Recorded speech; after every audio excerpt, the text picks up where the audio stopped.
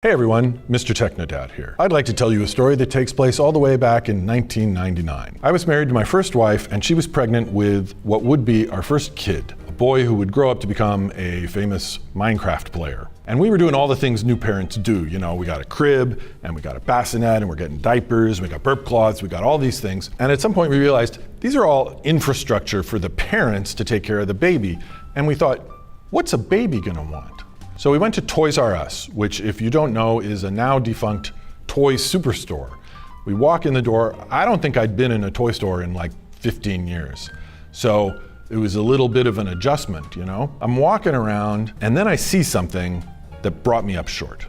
Now, in order to explain how this feels, how this felt when I was going through it, you know, every adult was once a child, and the child part is all still present in the adult brain. All of the things that you thought, all of your ways of reasoning about the world that you thought when you were 8, they're still there. They've been superseded by your adult judgment, but they haven't gone away. And sometimes they come out. I walk up to this shelf and I see something that shocked me, an item from my childhood, something that when I was in 2nd grade was like the most desirable thing you could have. If you had this, all the other kids in your class, they wanted to have what you had. And not only was it a source of status, but it was also something that gave you capabilities that nobody else had. You could really do things with this. And I have it here with me in this poorly constructed surprise box.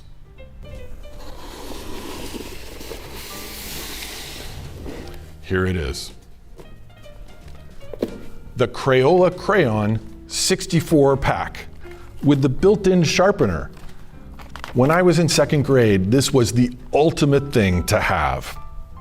I reached out and I picked it up. I picked the box up and I felt this crazy swirl of the emotions of an 8-year-old. I saw it and I wanted it. But I knew, because of my 8-year-old experiences, that this was something that was very dear. It's not something your parents are gonna get you. It's not something you're gonna be able to acquire by trading your lunch. It's unobtainable, and I felt that this must also be unattainable. But then I remembered, no wait, I'm an adult, I can buy things. But the 8-year-old me was like, it must be unspeakably expensive. I turned it over and I saw the price. It was $3.67. And I saw that and I burst into tears. The 8-year-old me was overwhelmed by the realization that I was now a grown-up and I could get crayons anytime I wanted. So I bought that pack of crayons and I took it home and I started to draw. I drew, I don't know, 100 different crayon drawings. I got it all out of my system. It was a wonderful experience. So you know what? We should do some drawing. Let's go.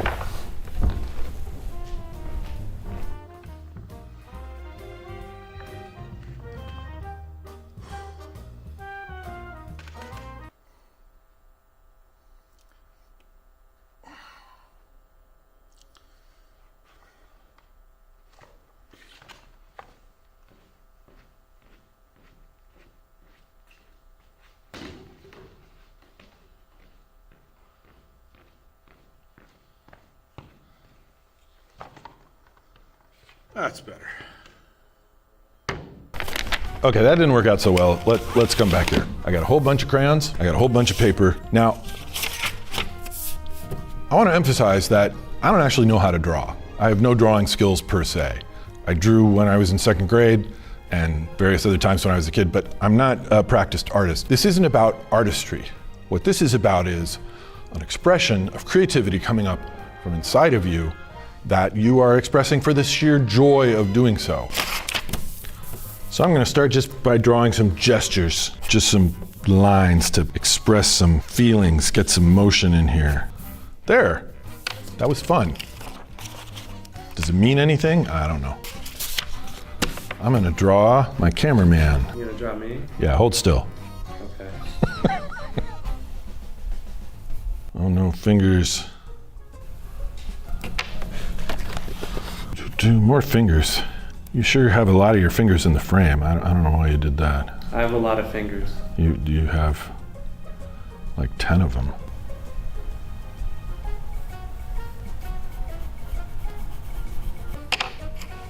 beautiful line work. What? You have beautiful, beautiful line work. That's crazy, man. Why would you say that? You only have one of the earpieces over your ears. It's kind of Because I'm silly. it so violates what I'm expecting to see that that was fun. What else can we draw? Ooh. Remember when I was making fun of you for bringing plants in here? Let's draw a plant. It's a good plan. It is a good plant. I like this one better than the previous one. Organic shapes are always interesting to draw. Man-made stuff tends to be kind of square and regular and grid. All these leaves have individual structure to them.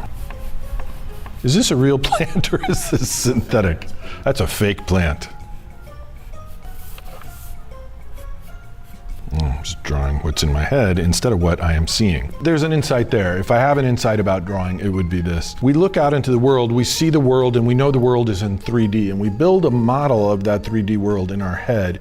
And then the easiest thing in the world to do is to just say, oh, I'm just going to draw that model. You know, that model is incomplete, inaccurate, et cetera, et cetera. Instead of drawing what's in your head, draw what you see. Drawing is a function of seeing. It's something you do with your eyes.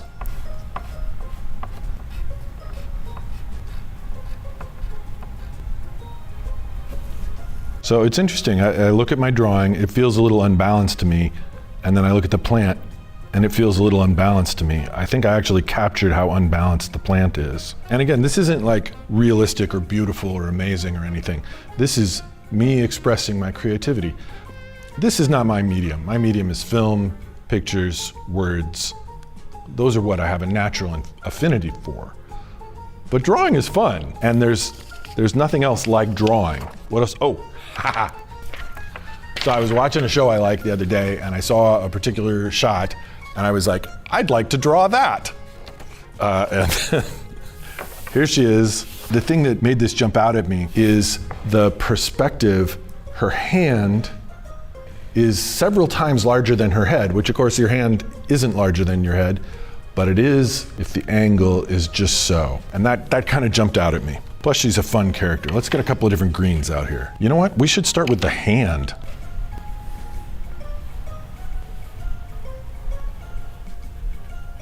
She's got a round top of her head. She always has that little pursed lip, kind of irritated expression on her face. What a great character she is. And then a little bit of dress, the other sleeve. What'd you think? Pretty fluffy.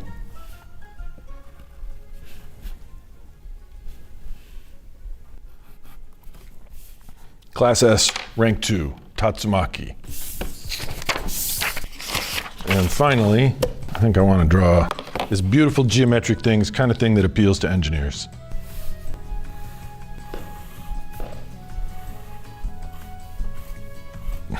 It's bigger than the piece of paper. I'm totally crashing and burning. All right, I'm calling a board on that one. I think that's a good amount of drawing. I had fun. I hope you got something out of it. It was a great day today. It's a great day today. I hope you find whatever your best creative expressions are. And don't worry about whether you're good or bad. Creative acts should be an expression of joy, an expression of your heart, an expression of who you are. If you follow that, you can't go wrong. Thank you very much.